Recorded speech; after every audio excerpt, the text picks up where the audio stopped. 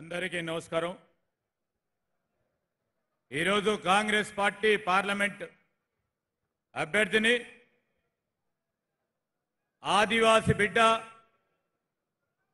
ఒక సామాన్య కుటుంబానికి సంబంధించిన సోదరిమణి మీ అందరి ఆశీర్వాదం తీసుకోవడానికి మే 13వ తారీఖు నాడు జరగబోయే పార్లమెంట్ ఎన్నికల్లో మన కాంగ్రెస్ పార్టీ అభ్యర్థి ఆత్రం సుగుణని గెలిపించాల్సిందిగా కోరటానికి మన గౌరవ ముఖ్యమంత్రి ప్రదేశ్ కాంగ్రెస్ కమిటీ అధ్యక్షులు పెద్దలు రేవంత్ రెడ్డి గారు ఇక్కడికి రావడం జరిగింది। వారితోని వేదికపై ఆశలైన గౌరవ శాసన సభ్యులు అదే విధంగా జిల్లా ఇన్ఛార్జ్ మంత్రి గారు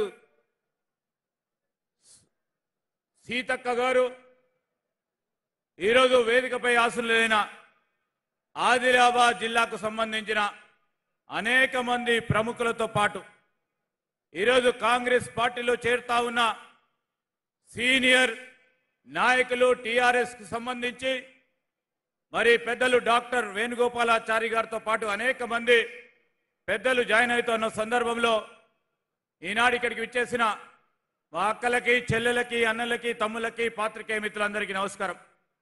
ఇప్పుడే మరి సీతక్క గారు శ్రీనివాస్ రెడ్డి గారు బొజ్జి గారు కాంగ్రెస్ పార్టీకి ఎందుకు ఓటేయాలని ఏ విధంగా సుగుణమ్మని గెలిపించుకొని రాబోయే ఈ 4.5 సంవత్సరాల కాలంలో కాంగ్రెస్ పార్టీ ప్రభుత్వం ఉంది। ఆ ప్రభుత్వానికి చేదోడు వాదోడుగా మీ శక్తినిచ్చి మేము అమలుపరిచే ఈ సంక్షేమ కార్యక్రమాలు ఇంకా పెద్ద ఎత్తున అమలుపరిచే బాధ్యతను ఇవ్వాలని మరి రేవంత్ రెడ్డి గారు మేమందరం కూడా రావటం జరిగింది। అక్కలారా చెల్లెలారా ఆలోచన చేయండి। ఈరోజు ఒక పక్కన బీజేపీ ఒక మతతత్వ పార్టీగా అడ్డగోలుగా ఇష్టారాజ్యంగా మరి పైన ఉన్న మోడీ గారు మా మేనిఫెస్టోలో లేని అనేక అంశాలని అసత్య ప్రచారం చేస్తా ఉన్నారు।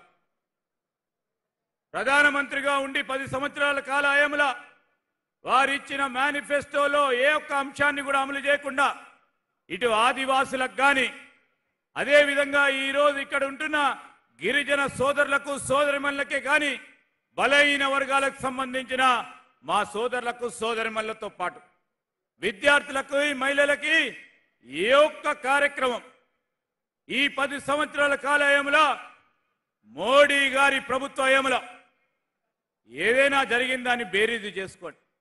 ఇంతకుముందు పెద్దలు సీతక్క గారు చెప్పినట్టు మరి దేవుడి అందరూ కూడా మనం కొలుస్తాం। దేవుని కొలిచినంత మాత్రాన వారందరూ బీజేపీలు గారు।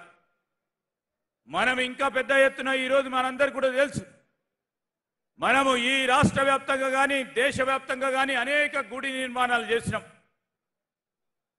ఈ గుళ్ళు నిర్మాణం చేసిన తర్వాత ఈరోజు అందరికీ బుద్ధి కలగాలని అందరికీ మేలు చేయాలని అందరికీ ఆ భగవంతుడు అన్ని విధాల చూసుకోవాలని భగవంతుడు నిరంతరం మనము కొలుస్తా ఉన్న తరుణంలో ఆ భగవంతుడు మా పరంగానే ఉన్నాడని ఆ మార్కెటింగ్ చేసుకునే విధానాన్ని ఖచ్చితంగా ఈరోజు ఎన్నికలు వచ్చిన సందర్భంలో మనం అందరం కూడా చూపెట్టాల్సిందిగా కోరుతూ మరి టీఆర్ఎస్ పార్టీకి సంబంధించి కూడా ఈ ఆదిలాబాద్ జిల్లాకి అన్యాయం జరిగింది।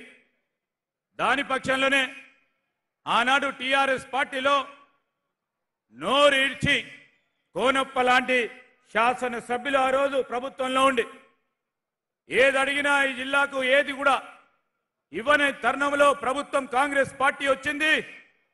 ఈరోజు 6 గ్యారెంటీలతో పాటు మేనిఫెస్టోలో ఉన్న ప్రతి అంశాన్ని ముఖ్యమంత్రి రేవంత్ రెడ్డి గారి నాయకత్వంలో ముందుకు తీసుకెళ్లే ప్రయత్నం చేస్తా ఉన్న తరుణంలో మరొకసారి ఆదిలాబాద్ జిల్లా వాసులకి కాంగ్రెస్ పార్టీ శ్రేణులకి మనమందరం కూడా మరి కాంగ్రెస్ పార్టీకి బలం చేకూర్చే విధంగా సోదరిమణి ఆత్రం సుగుణ గారిని గెలిపించాల్సిందిగా కోరుతూ సెలవు తీసుకుంటున్నాను। జై హింద్, జై కాంగ్రెస్।